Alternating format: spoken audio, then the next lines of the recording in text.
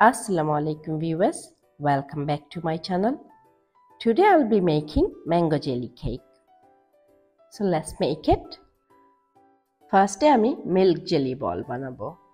For that আমি প্যানে 3 কাপসের মতো milk add করছি। Add করছি 3 টেবিল স্পুনের মতো sugar. Lastly add করছি 1.5 টিস্পুনের মতো agar agar powder.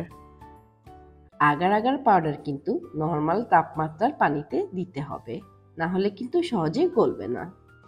এবার আমি একটা চামচের সাহায্যে সবকিছুকে মিক্স করে নিচ্ছি।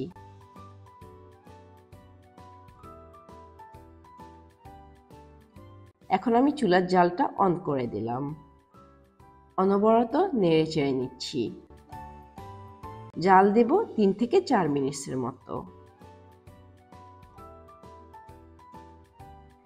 এটা যখন কিছুটা ঘন হয়ে যাবে তখন আমি চুলা থেকে নামিয়ে নিব।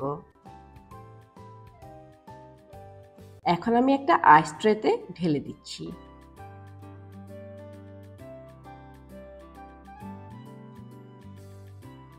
এখন আমি এটাকে ফ্রিজে রেখে দিব 20 মিনিটের জন্য।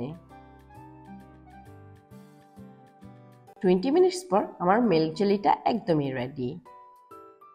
এখন আমি মিল্ক জেলিটা পাটিতে নিয়ে নিচ্ছি, যে পাটিতে আমি সেট করব ম্যাঙ্গো জেলি কেকটা। এখন সেম প্যানে আমি অ্যাড করছি 4 কাপের মতো পানি। আমি ম্যাঙ্গো ট্যাং ইউজ করছি, আপনি চাইলে যে কোনো ফ্লেভারের ট্যাং ইউজ করতে পারেন। এখন আমি অ্যাড করছি 9 টিস্পুনের মতো ট্যাং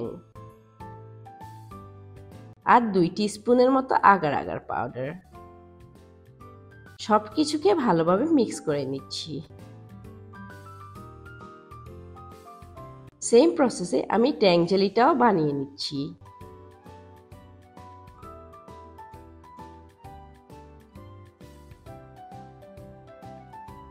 ম্যাঙ্গো ট্যাং জেলিটা হয়ে গেছে।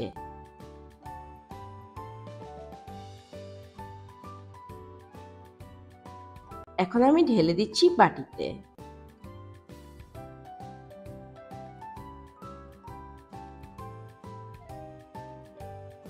জেলিটাকে ফ্রিজে রেখে দিব 20 মিনিটের জন্য।